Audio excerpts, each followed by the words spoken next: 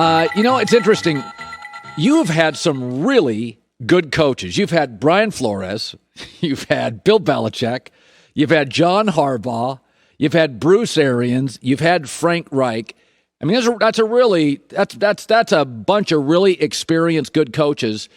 Belichick must like you a lot because they keep you around. It is the view, Lawrence, of Belichick is he's hard.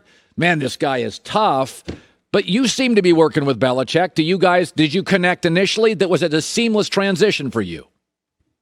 Yeah, with coach is all about he's going to push you to be the best player on and off the field. And if you take that challenge, you just grow. And there's a lot of people out there that might criticize, he's tough on his players. He says this, he says that.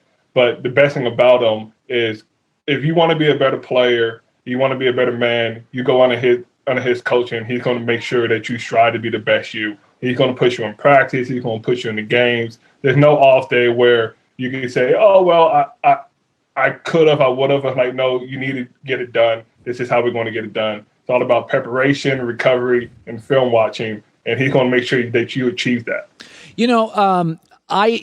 Mac Jones, even from game one when he didn't beat Miami, he very quickly got out of the bad rookie throw. Like rookies can show promise, but they tend to make the bad throw, the big mistake, because they're kids. This is NFL coverage.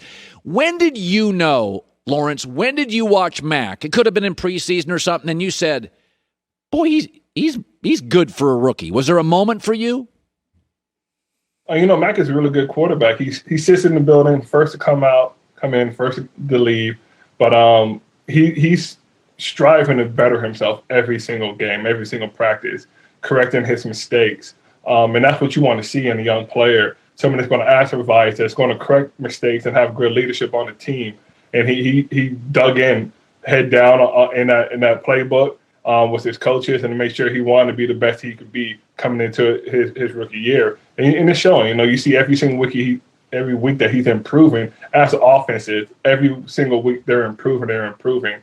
And that's what you truly aspire to be as a player. And he took it on. He's like, hey, it doesn't matter what year I am in the league, doesn't matter what I've accomplished at all. It's what can I do for the team and how can I better it? Bill has never spent a lot of money, Lawrence, in free agency. And this year, he did. Judon, receivers, tight ends. And so there was a bunch of new guys coming into the building. And that's rare for Bill. Like, he likes to build through the draft, and he doesn't spend a lot of money on that free agency stuff. Has it felt different this year, or did all the players that he brought in, did they immediately buy into the Patriot way? They immediately bought in. Every year's a different year. Every year we got a whole bunch of players coming in, players going out. So that's how you have to look at it. Each year is a different team. We ain't going to have the same team as the previous year. We ain't going to have the same team as 10 years from now.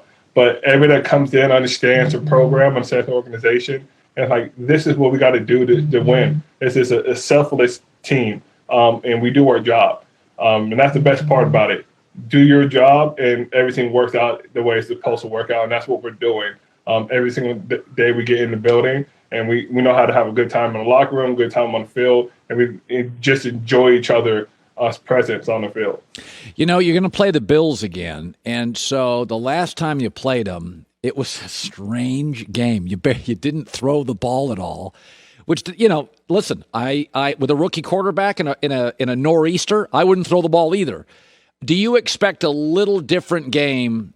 Buffalo's going to be in a bad mood. They were ridiculed and mocked when they lost that game. What do you expect from Buffalo?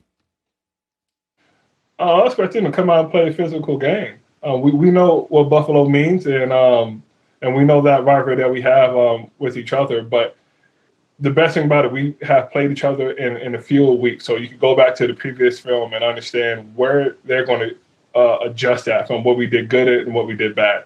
And we're going to do the same thing. So when you come in, you're going to come in Foxborough and you're like, okay, we know that the fans are going to be loud like they were in Buffalo. We understand the atmospheres are going to be great. So it's like, hey, what play matters? And it's every play that's going to matter in this game. It's not like we can mess up here and there. No, we got to play every last play like it's the last down. And that's the mentality we have to come into this game. And I know that's the mentality they're going to come into this game. They're going to try to come out here and play a real physical game. Man, we just got to answer that call. Well, you just got an extension in March. You've played at least 14 games in the last, 4 or 5 years for New England. You are also up for the Walter Payton Man of the Year nominee. You have your Shop with a Jock program. For you, Lawrence, as a seventh rounder, you've had to work your tail off. You were overlooked a little bit in the draft. And it doesn't surprise me that the Walter Payton Man of the Year is something you've connected with. You're giving back. And I've said this often before. I think athletes are better than the average. If you go look at most athletes, they give to charity, they give back, they help kids. What does it mean to you to win, if you could win the Walter Payton Man of the Year award? It'll be an honor and a blessing. Just to be nominated with this group of men that have accomplished so much on and off the field. But I truly believe we have a platform that we should use for good. And as you said, we give back to the community, because that community comes out on Sunday and cheers us on. They're at home cheering us on. And the best we could do is help out. You know, it's all about how can we make a change? Can we make a change with abuse, with learning challenges, with school needs, or any aspect to help another human being uplift themselves, because we're inspiring them to be greater. So we should go out there and inspire them to do much more by showing us that time. And somebody asked me one day, they said, how do you make time for all this when you have kids, you got football, you got recovery? And the answer is you make time. You know, you're going to have to make time to make sure you go out there and help somebody, because that's the main goal in life, right? To help out another human being better themselves. Because I was in a situation where people helped me out when they took time out their days to uplift me. We should do the same every single time that we have the opportunity to, because you never know what that might do to somebody's life and how their effects on them could affect somebody else's. Lawrence, what a pleasure. Just got an extension. Good for you, and some nice money in March. Continued success, an easy guy to root for, and good luck winning that award, man. Thank you so much.